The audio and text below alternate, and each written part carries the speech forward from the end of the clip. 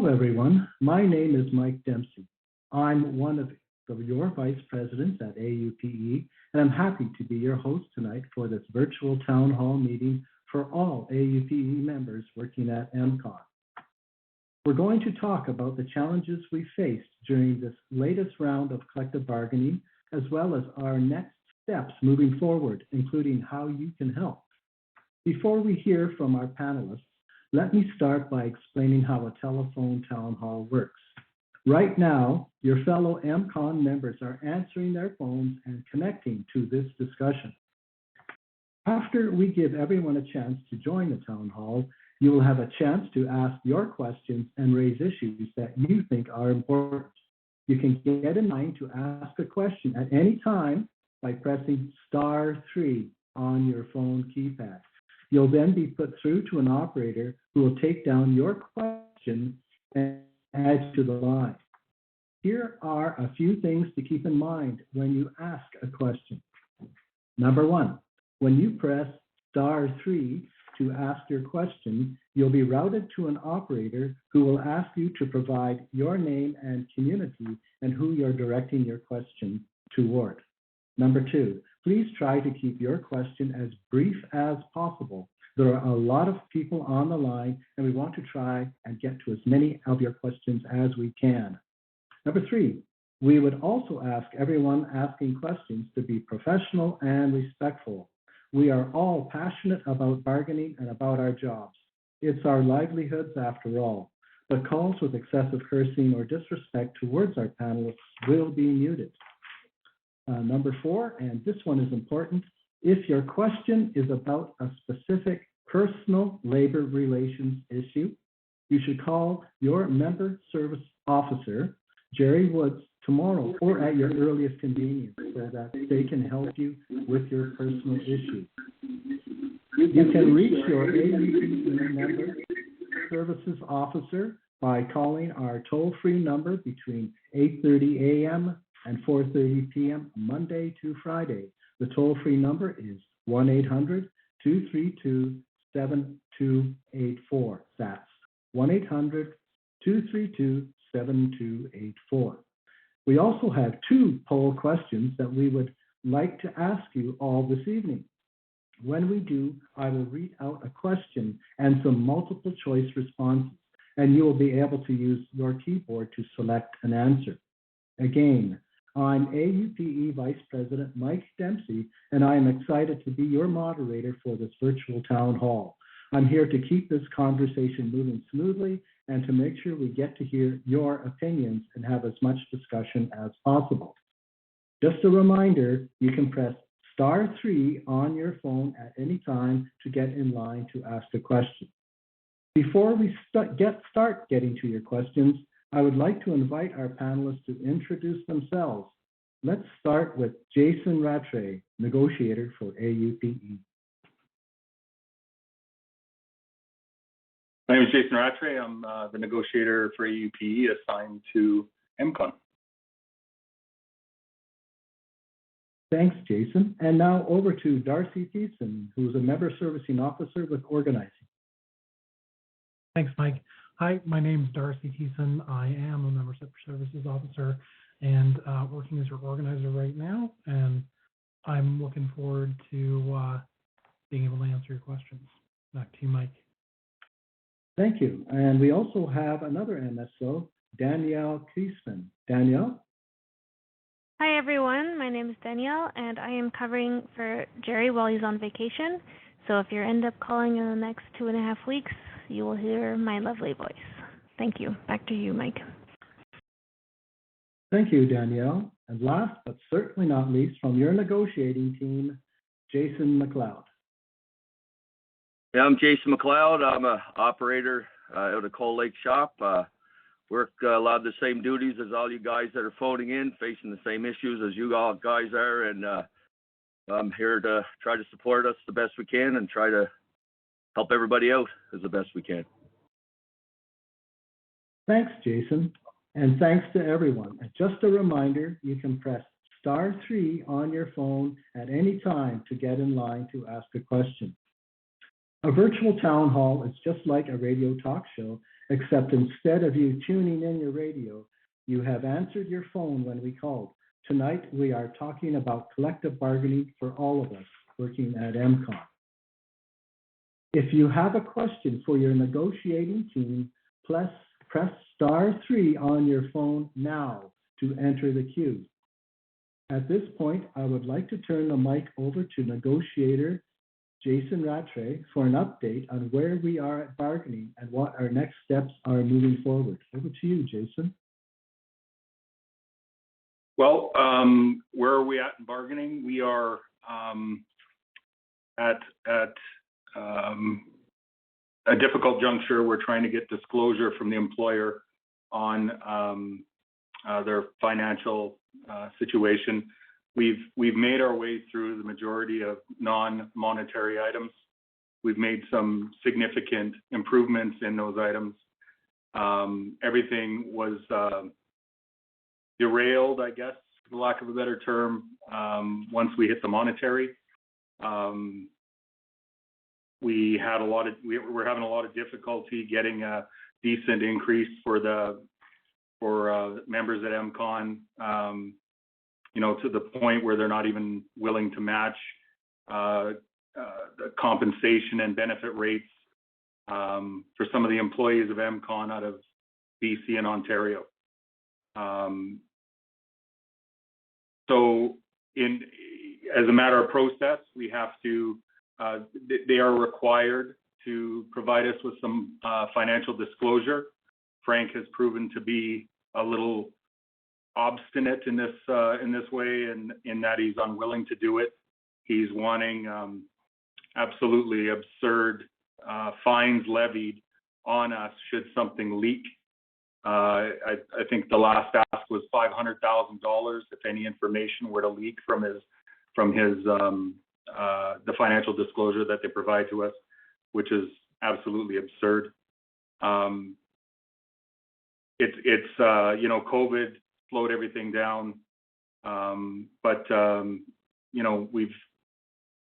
we're getting to the point where we should get this disclosure in the next month, and hopefully get back to the table.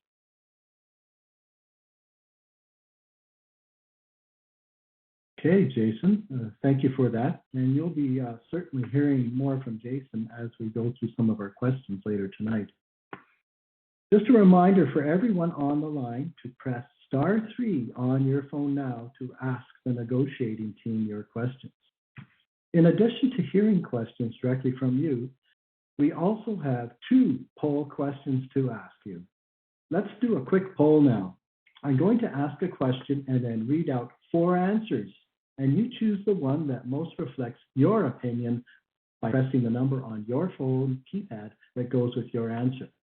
Please listen to all the answers before you make your selection.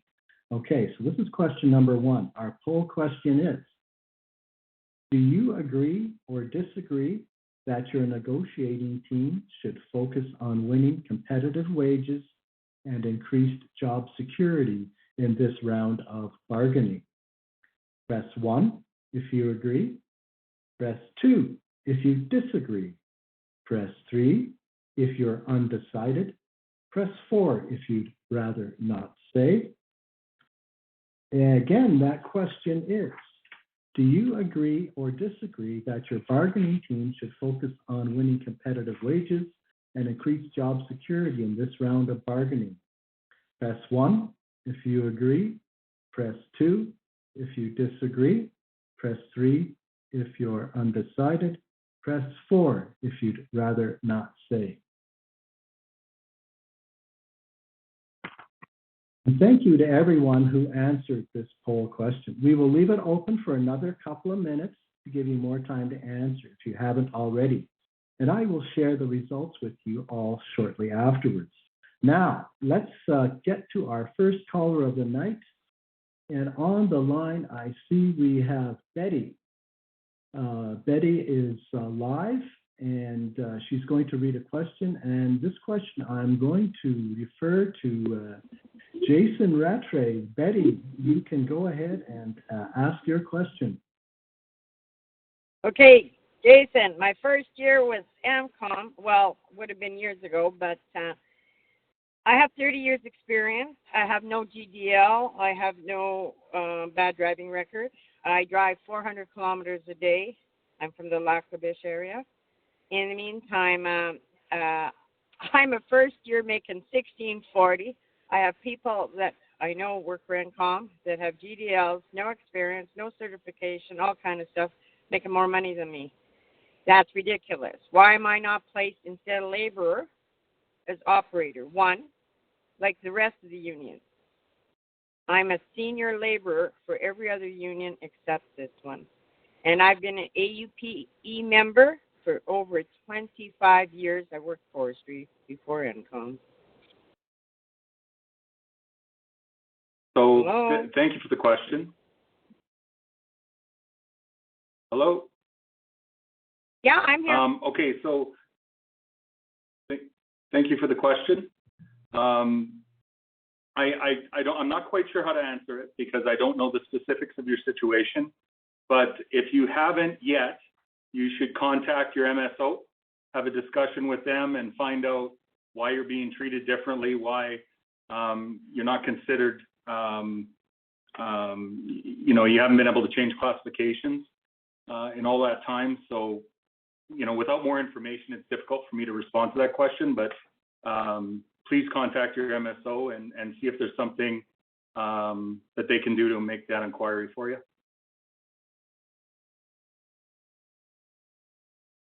Thanks, Jason.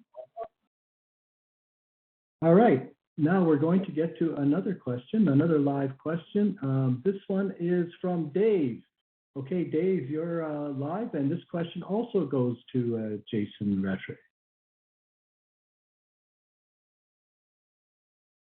Is that me? Yes. Oh, this is Dave Dale. I'm considered a part-time guy, but I've worked all winter and all summer. I just wanted to know if the guys that are working all winter and all summer should be full-time. Thanks. It was Dale. That's correct, Dale? Dave, thanks for the question. We are trying to tackle the issue of the I guess abuse of the seasonal classification. We are doing our best to create language that would have people either automatically converted once they've worked for a certain period of time, or that a competition be open and applications made. We're trying to work through this issue. Again, the difficulty isn't that we're unwilling to try and make improvements. It's that the employer is not willing to make improvements and has openly admitted that and in front of the bargaining committee, that he doesn't want to pay for benefits. So the more people he keeps casual, the more money he can save on benefits. So we are still working on that. It's one of the reasons why this is dragged on. It's one of the issues that's very important and has come to us through multiple avenues in our survey and proposals process when we first gathered proposals. So it's being worked on. Keep in touch and stand by for updates once we get back to the table. Thanks. Thanks for that, Jason. And before we go to another question, let's share the results from our poll. All right. Now, we asked, do you agree or disagree that your negotiating team should focus on winning competitive wages and increase job security in this round of bargaining? Well, the results are pretty obvious here. 92% of you chose option 1. You agree we should focus on competitive wages and increase job security at the bargaining table. 3% chose option 2, they disagree. 3% of you were unsure, and 2% preferred not to say. So that's an overwhelming majority of you have agreed that you need to focus on competitive wages and increased job security at the bargaining table. Speaking of polls, let's ask our second and final poll question for this evening town hall. Once again, I'm going to ask a question and then read out 4 answers. Please choose the answer that most reflects your opinion by pressing a number on your phone keypad that goes with your answer. Please listen to all possible answers before you make your selection. Our poll question is, would you be willing to take job action, including a strike, to win competitive wages and increase job security? Press 1 if you would take job action. Press 2 if no, you would not. Press 3 if you're undecided. Press 4 if you'd rather not say. Once again, that question is, would you be willing to take job action, including a strike, to win competitive wages and increase job security? Press 1 if yes, you would take job action. Press 2 if no, you would not. Press 3 if you're undecided, and press 4 if you'd rather not say. Thank you to everyone who answered this poll question. We'll leave it open for another couple of minutes to give you more time to answer if you haven't already, and I will share the results with you shortly afterwards. All right, time to get back to our questions. I have a live question here from Eugene. So Eugene, if you want to go ahead and ask your question. Yeah, hello there. My question is, I've talked to a few of the people down in the Han area and Three Hills and Oyen area and Concert and whatever. Some of the guys' biggest concerns about this dealings with Frank and how we're not making progress with what's on the table. Their big concern is if we're to step back, look at the situation, and maybe address new plans with Frank. Like some of the guys were hoping for maybe possible better benefits. Look at their benefit packages. Look at some maybe some better incentives throughout the business, and then some of their concerns also were what the one gentleman here had tonight was, what about the seasonal guys? Like how can we progress with these seasonal guys? How can we help them want to keep coming back?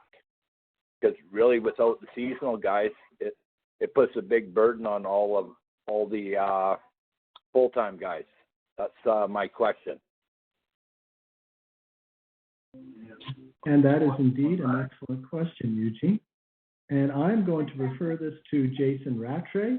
And before Jason replies, I just want to remind everybody, all the participants, to press *3 now because we want to hear from you if you have a question. That's *3. Okay, over to you, Jason. Hello, thank you for the question, Eugene. We, just so you're aware, we are seeking improvements to benefits. We are seeking improvements to the wages. We prioritize based on the survey results and the feedback we received from the membership. So we are acting directly on behalf of the members and the instructions given to us through the proposals process.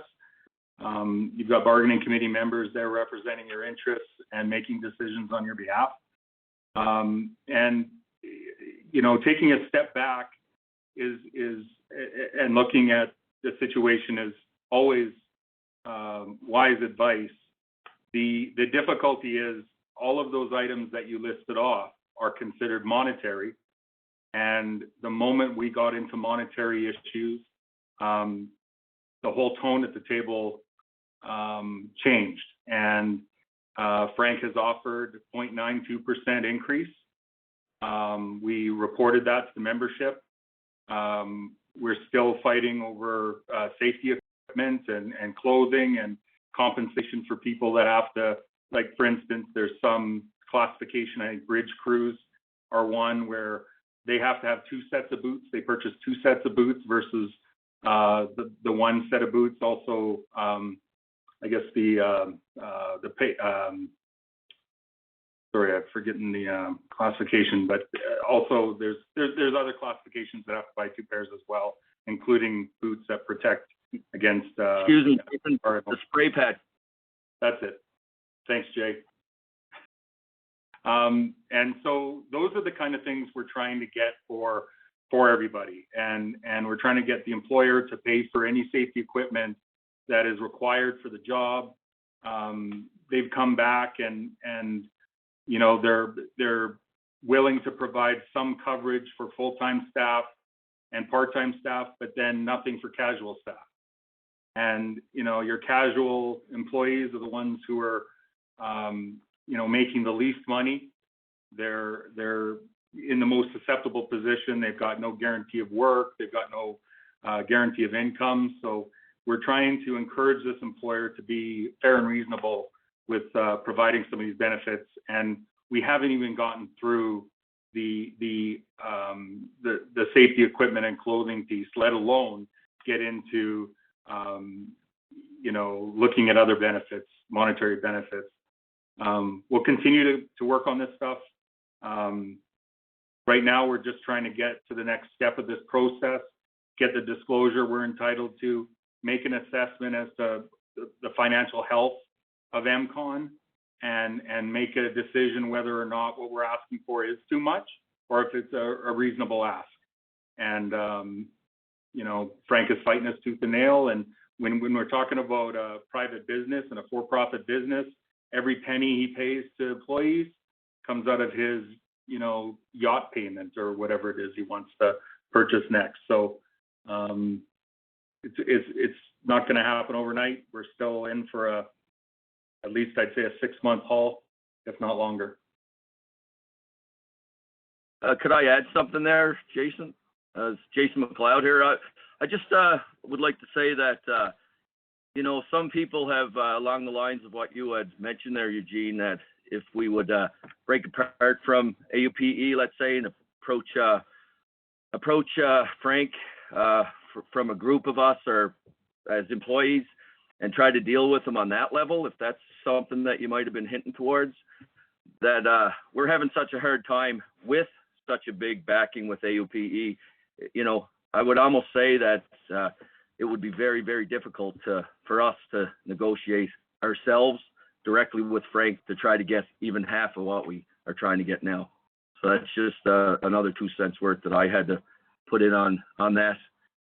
And just for food for thought for anybody that is thinking along them lines, because I did have other guys mention, why don't we just break away and deal with Frank, you know, separately. And I just don't see where the logistics of that would work or benefit us as a whole going forward. So back to you, Mike Dempsey. Thank you very much, Jason. And before we move on, I just, and I'll be doing this after each question, I'd just like to remind our participants to press *3 now in order to ask your question, okay? So that's *3. Press it so that we can get your question and get you in the queue. All right. So the next one I have down, and we heard a little bit about this before, and this one was from Dallas. And this is a live one. Jason, you can go ahead. Hello, can you hear me? Yeah, we sure can, Dallas. Okay, Mike Dempsey, this one might be for you. It has to do with this. On the first negotiations, we negotiated boots. We had it in the collective agreement. I have collected a lot of slack on it. We didn't go to arbitration for them boots. I have had a lot of hassle. We have never heard a straight up answer on why we didn't get our boots. Like, I mean, it didn't get wrote in the contract. I know that, but there's also a clause in there. Anything missed in the contract will be taken. Our I know our first negotiator was willing to come back. He has all the notes along with some of the negotiating team. It never got fought for. And I don't know why and what. There's never been an answer for us. We always got told to wait. We get a contract in, we'll be a solid group and everything will be good. But I mean, I personally have caught so much flack over that, and would like an answer from AUP and possibly some boots bought for us. But anyways, that's my question. Thanks for that question, Dallas. And actually, I'm going to kick this one over to Jason Rattray to answer. Thanks, Dallas, for the question. There has been a challenge made to address this issue. Admittedly, it was missed. Not sure how both parties missed it, but we did. I'm the new negotiator, and one of the things that I know we've done is make application to the board, and that, in order to try and force the employer to fulfill the obligation, even though it may not have appeared in the collective agreement, we did have agreement for those boots. So that application at the board is on hold, and we're trying to obtain those boots in agreement from Frank to fulfill the obligation from his predecessor at Carillion. I'm hoping the fact that Frank is using the same lawyer now as Carillion used, that we may be able to move forward, but that's only going to happen once we get back to the table. So I'm confident that we're going to be able to resolve the issue going forward for sure. We're also going to try and get it addressed retroactively, from the beginning of the current collective bargaining agreement. Dallas, it was Dallas. I hope I answered your question. I'm sorry, but I don't have an explanation as to why that happened, other than it was an oversight by both parties, and I don't have an explanation as to why. Thanks very much, Jason. And I have one from Brian, I believe, that needs to be read. Jason has sent a question in and he wants it to be read. So we did say we would accept those ones. And so I am going to read this question out here. And I think we've already touched on this, and Jason Rattray can steer me correctly if we haven't. So the question from Brian says, it sounds like Frank may just not want to give us more than a 0.982% raise. What is the union going to do if Frank doesn't want to give us a raise? Now, before Jason answers that, I'm going to give my own little bit of an answer to it. And I just want to remind everybody here that when we see a question about what is the union going to do, well, folks, we're all the union. Everybody is the union. And you saw that question that came up on a strike action or job action of some sort. And that gives you a kind of an inclination of where sometimes we need to go in order to get the things that the employer just refuses to give us. Okay, having said that little piece there, over to you, Jason. Sure, thank you for the question. What will we do? Well, right now we're trying to, like I said, get disclosure of some financial information. We'll get back to the table and see if we can get Frank to move on some of the monetary pieces. If that doesn't succeed, we go into potential voluntary mediation and try to resolve the issues through a mediator. There's also a more formal process where we could enter into a more formal mediation, perhaps even a mediation arbitration. And then in the end, we may be coming to the membership and seeking whatever willingness there is out in the membership to take whatever form of job action we think is necessary to get the employer to move off of their monetary position. So it could be, there's various types of job action. There's right now, we're doing a lot in the way of direct action in the workplace. We've got some training coming up for members around direct action. Some of your bargaining committee members have already had the training. There's also, informational pickets or rallies. We've already engaged somewhat in some of the, we've done phone banks. Darcy, feel free to jump in because I know that you played a pretty key role in this.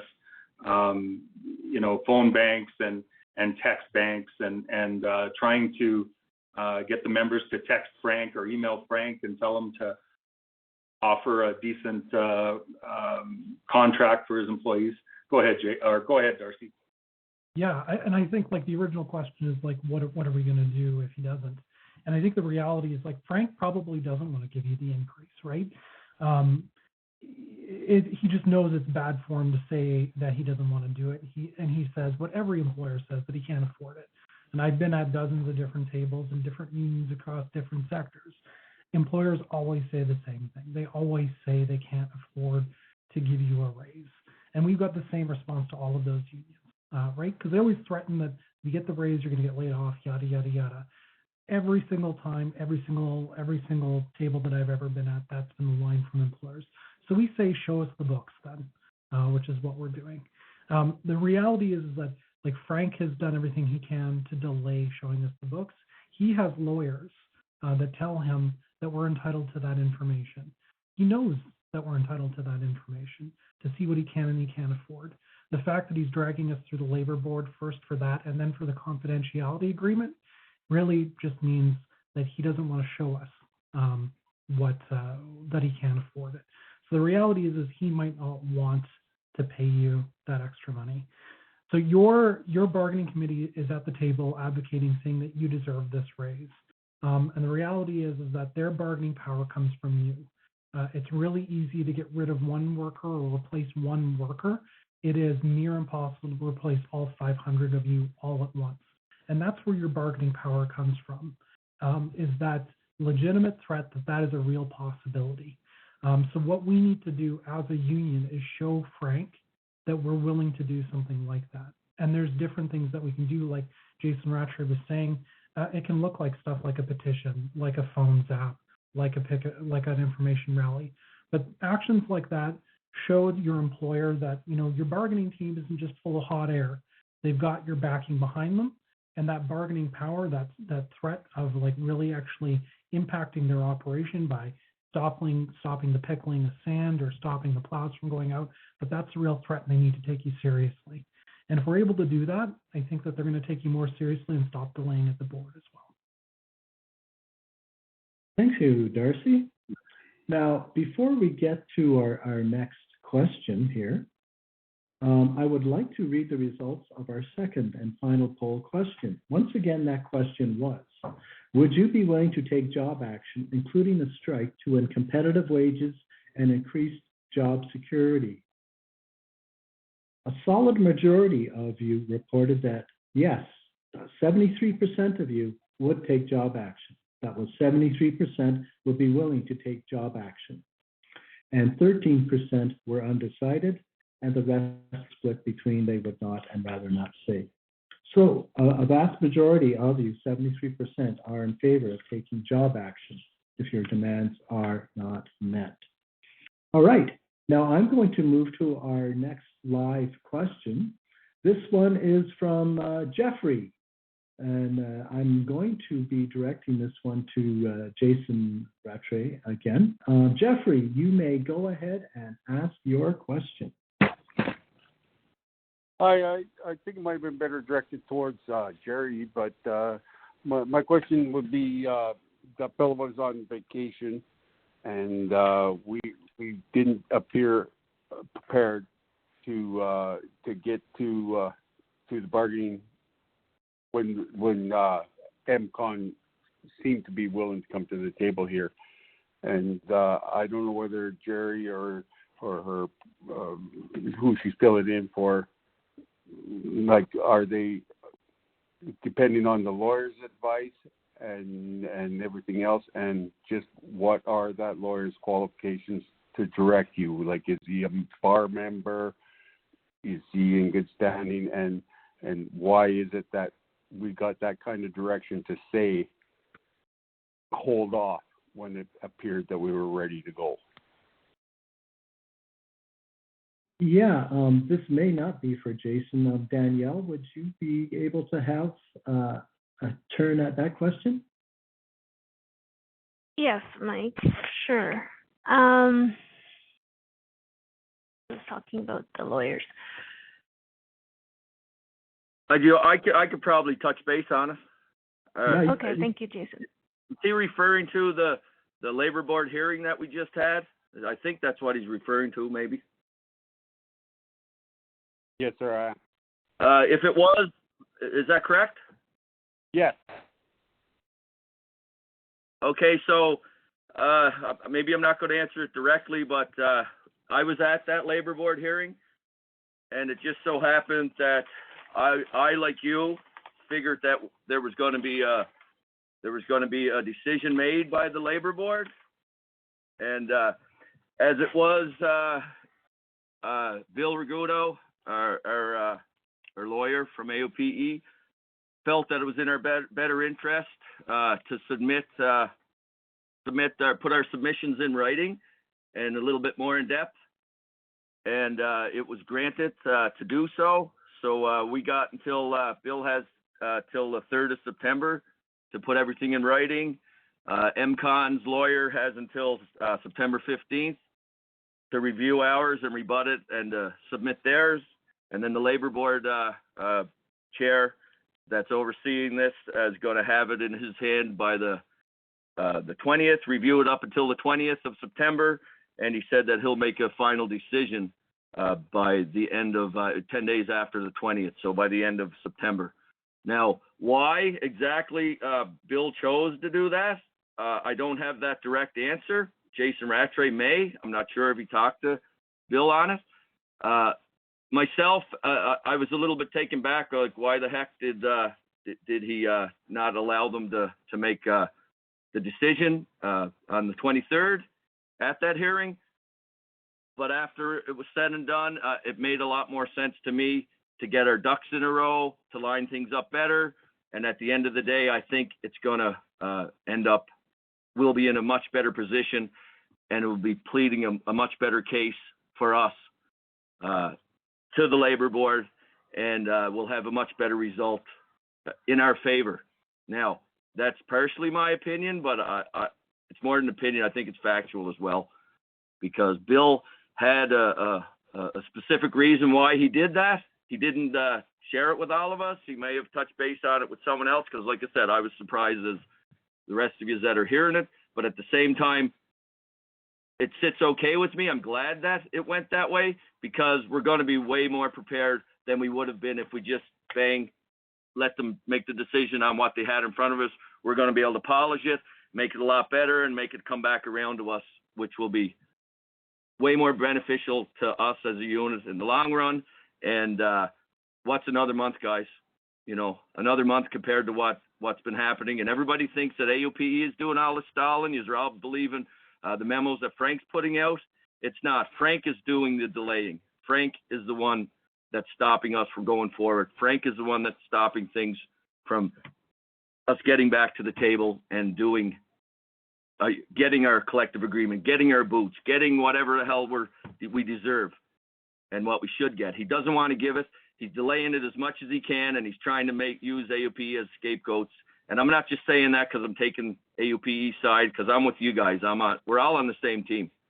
And I tell you, from what I've been seeing, I'm sitting at the table, I'm in some of these meetings, and Frank is talking the talk, but he's not walking the walk.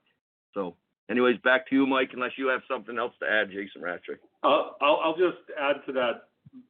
Very well spoken, Jason McLeod. That was bang on. Bill Rigudo is one of our best union representatives working in the disputes and arbitration area. Very highly respected, and very, very good at what he does. So if Bill on the fly decided that it was better to present a case in writing and make sure that all of our I's are dotted and T's are crossed, and that we present the best case possible. That meant that he sensed that there was something the board might not hear if we went forward with oral arguments instead of something in writing. So let's put our faith in him. He's the expert in this area, like Jason said, and once we get back to the table, we'll start pounding away. Thanks, Jason. Thanks to both Jasons for the very excellent answers you gave to that question. Next up, I have a live question from Brenda. Brenda, would you like to ask your question?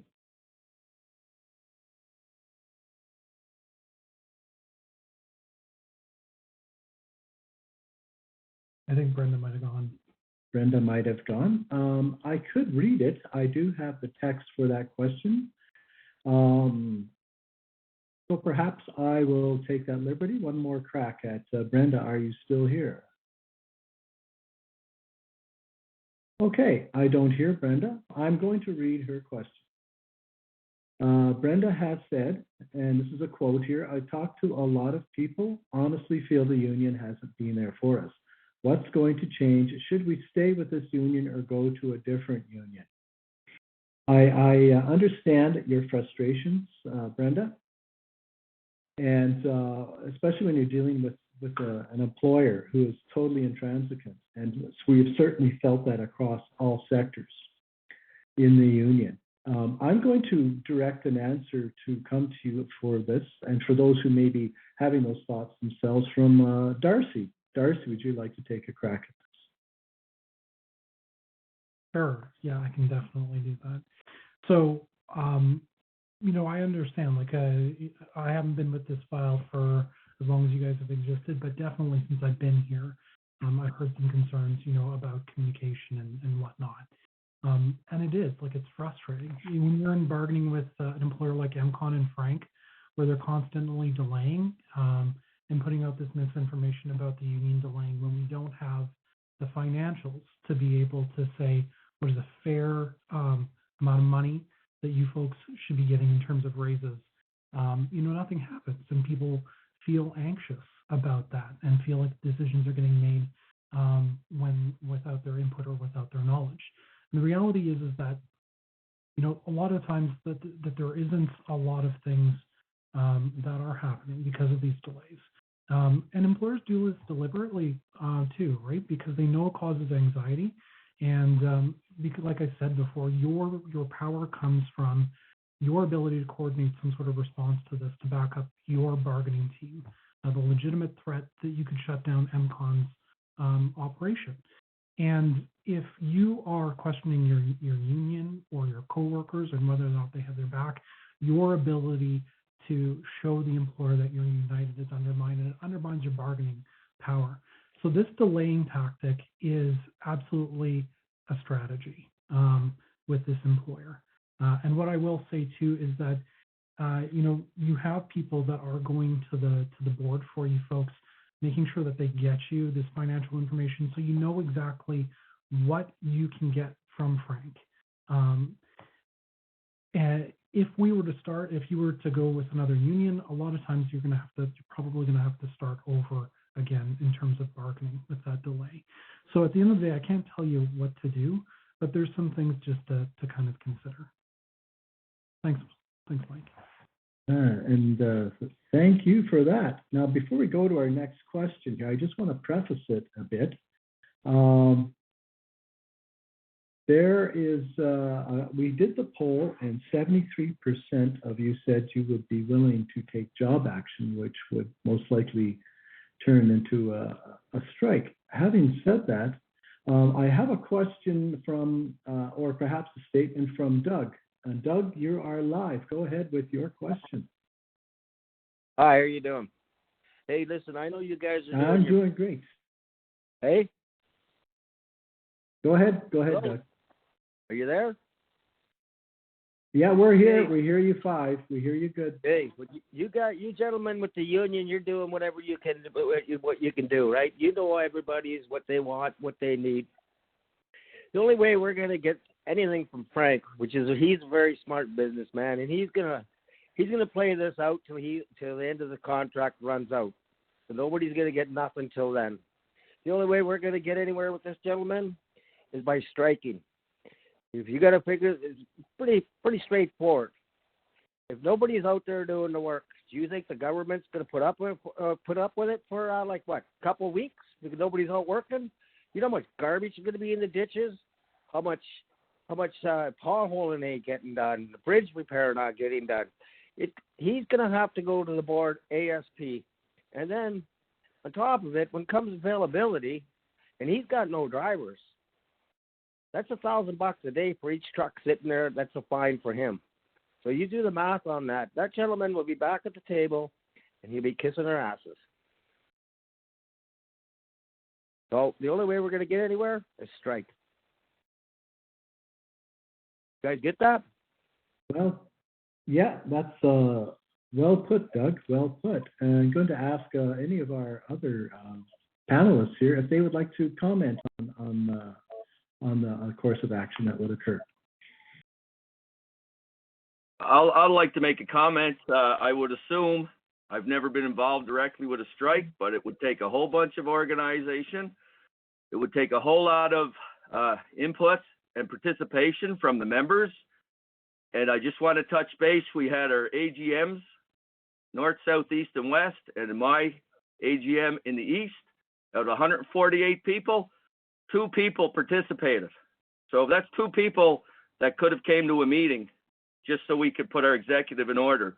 How many people, Doug, and I'm not putting you down on this, I'm just food for thought. How many people do you think are actually going to participate in a live strike and walk out of their work site when they wouldn't even participate in an AGM? Out of 148 people, 2 people participated. I was one of them. So I don't know how you believe that would be organized.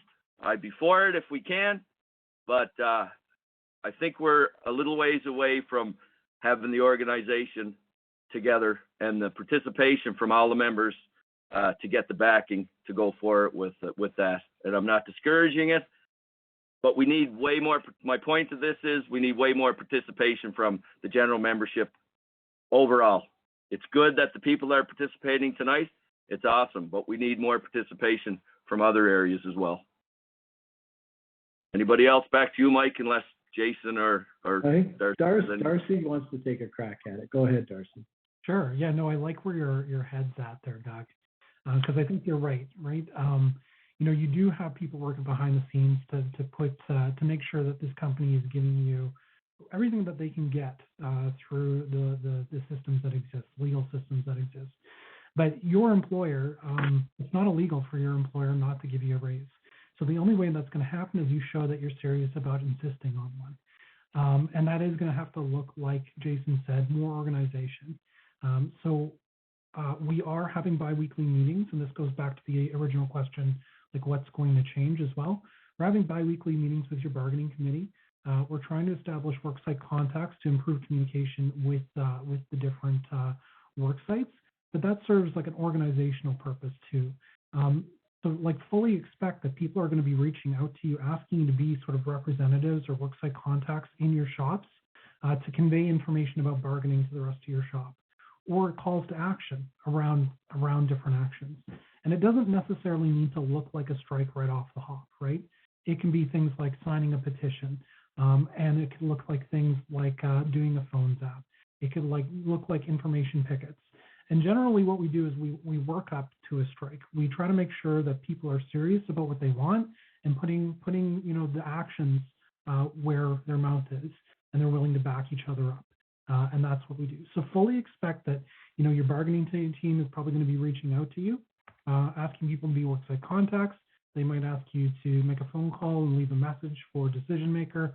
And in order to get to a place where we could go on strike and show the employer that we're serious, we need everybody to be participating in those things and saying yes to those requests. Excellent. We have about 10 minutes left. We still probably have time to entertain more questions, and I do have a couple of more. It's just a reminder to press *3 if you want to get in queue for the questions, and we'll see what we can do here. My next one is from Dave, and I'm going to put Danielle on notice that she'll probably be answering this one. And Dave, go ahead. There's a 2-week period in our pay period here. Sometimes workers leave early, and other times workers are working overtime. According to the work period, though, if you leave early and then if you work overtime, you don't get the overtime. I just want to know if you guys are looking into that or not. Thank you for the question, Dave. This is Danielle.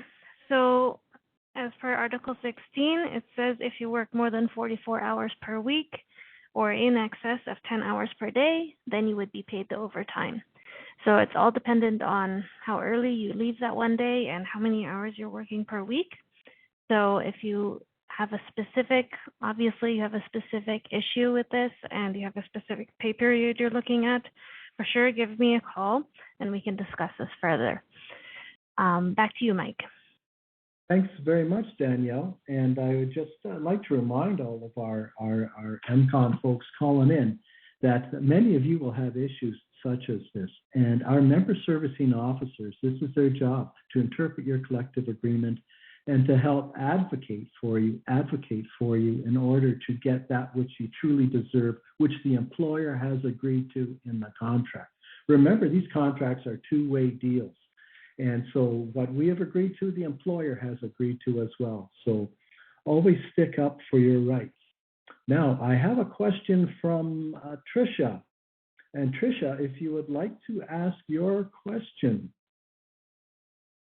Hey guys, my name's Trish. I work with the Hannah office. I'm still fairly new. This is only my second summer, and I'm a summer laborer. So I'm really not sure. This is the first time I've ever been with a union, and I'm wondering like what I'm supposed to do. How am I supposed to help advocate for myself? Because David asked a question, and you guys said, or he asked, what's AUPE going to do for us? And you said, well, wait a sec, we are all AUPE. So in that case, what is my role? Does that make sense? Absolutely, and that question crosses many people's minds, and it's a great road to get on. It's one I stepped on myself years ago. I'm not just a vice president of AUPE. I have 35 years of service before that directly to the government as an environmental protection officer, and I got involved for the precise same reasons that you're outlining there. However, I'm going to switch this over to Darcy to talk about a more fulsome answer to this question.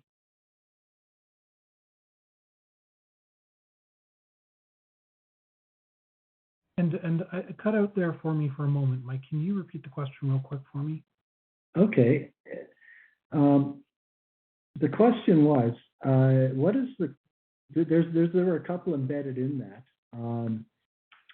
We often speak about what can the union do for us. This is Tricia is a second-year EMCON summer laborer. What can the union do for us? And we have heard that we're all the union. So how do we come to this place where we can begin to advocate for ourselves? What tools are there available for us to do that? Okay. Thanks very much, Mike. Sorry about that. So yeah, and frankly, you folks deserve a lot more than what you're getting right now. You do a lot of hard work, and you deserve to be paid appropriately for that.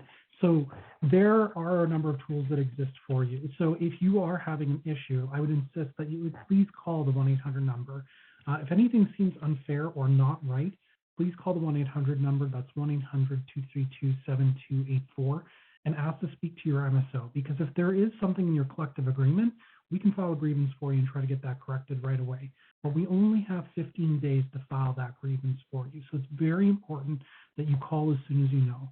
But if there's something that's not in your collective agreement, right, like you're not getting paid appropriately, or like there's something else, that is something that we can advocate for through collective bargaining. If there's a proposal on the table, we can fight for it. But it does come back to that we need to participate as a whole and show Frank that you're standing behind your bargaining committee, and you're willing to take some action to interfere with his operation to get him to pay attention to you folks. And even between bargaining, right? I think some people mentioned something about advocating for themselves. Well, you can advocate for yourself, but it's much more effective to do it as a group. And we are doing something called direct action more and more, where in between bargaining, what we can do is help support and organize sort of a coordinated effort to try to improve things on your work site in between bargaining before we actually get it in a provision in your collective agreement. And I would be sort of the person that would help you along with that, or the organizer that's been assigned, and I'm happy to do that. And if you call that 1-800 number, I'd be very happy to talk to you about coming up with a plan to do that with your coworkers. And I would like to also, Jason McLeod here, I'd like to also add there, Trish, at any time you can get a hold of your local, your chair. I know you don't have a sitting chair per se, but you can get in touch with any of us that are involved in the bargaining team. If you would like to get involved, you can also sign up for some training within the union so you could get more familiarized with what our part could possibly be. And myself, I'm a chair in the East, but anybody can contact me and I'll try to direct them or mentor them as best I can or put you in the right direction any time or place. My name's out there on bulletin boards and, letterheads or whatever. Give me a shout at any time and we'll put you in the right direction. And if I could jump in with one last comment, Mike, some concrete actions that people can take right now is that we do need people that would be worksite contacts, people that can kind of let the bargaining team know what's going on at the worksite, but also like give information to their coworkers as worksite contacts. So if you are willing to be a worksite contact in your shop, I really want to hear from you. I want to know that because I would like to include you on these biweekly meetings so you know what's going on and your people in your shop know what's going on at the bargaining table as well. And again, give me a shout, 1-800-232-7284. Thank you, Darcy and Jason McLeod. There have been so many great questions and conversation tonight. We have about 5 minutes left in the program, so I would now like to ask our three panelists to share a few words based on the conversations we've had tonight at this town hall. Let's start off with you, Jason. And the next person who wants to share their thoughts can jump in right after him. So pick whichever Jason happens to go first. I'm going to say Jason Rattray for the first kick at it. Thanks, Mike.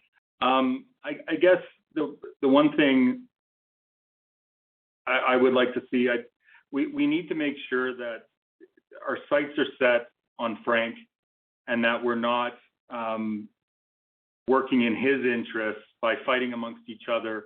I strongly urge, if you're hearing people trying to cause divisions in the membership and talk about other unions, those kind of actions work against us and show Frank that we aren't as strong as we actually are. And so one of the things I recommend to the last caller there is if you hear of any of that, just ask them why they would serve to undermine the bargaining committee and try and weaken us at a time when we're trying to get a contract for the membership. It's just, I think that's a good advice is to just encourage people to keep their sights set on Frank. He's the one that's causing the delays. He won't even follow the direction of the board by providing the disclosure we're entitled to. He's using lawyers and technicalities to delay further and further and further. So just encourage people to make sure that they know that it's the employer that's causing the issues. Thanks, Jason. Darcy? You need to unmute.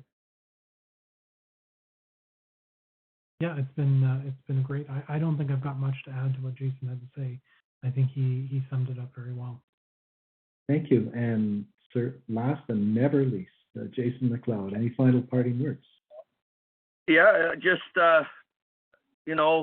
we need more solidarity.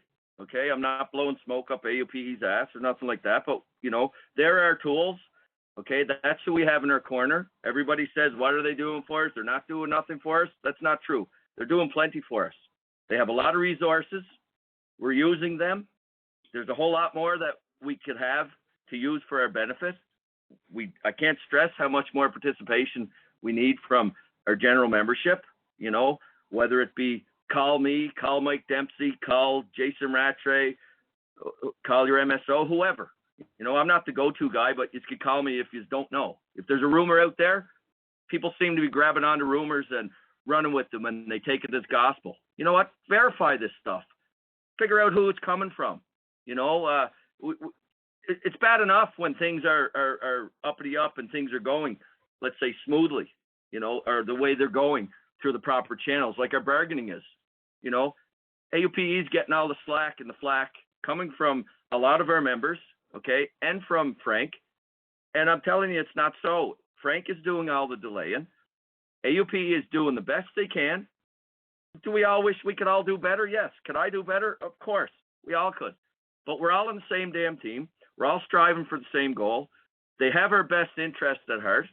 And with more input from us, then maybe a different light bulb will come on and we could go in another direction. But we got to get on the same team, stay honest, and keep focused and go with it. If anyone thinks there's a better option out there, well, I guess go take it. But this is our option right now, and it's a good tool that we have.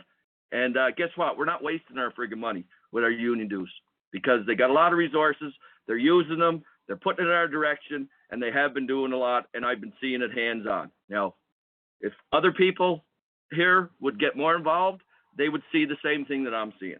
So get involved, get a little more training, come to those bi-weekly meetings if you get an option to come there. It's open to anybody if you want to come and see what's going on, see what we're trying to achieve. This transpired from that. We got a Facebook page that transpired. That wouldn't have happened if it wasn't for AUPE and a whole lot of other stuff.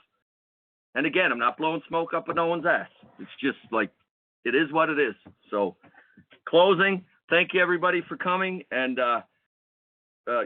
just stay together and stop listening to all the horse shit that's being thrown around there. Thank you. Back to you, Mike. Well put, as always. Thanks to everyone for your participation tonight. If you still have questions for AUPE, remember you can reach us from 8:30 a.m. to 4:30 p.m. at 1-800-232-7284. Our staff will direct your question to the right person at AUPE. Thanks, and have a great evening.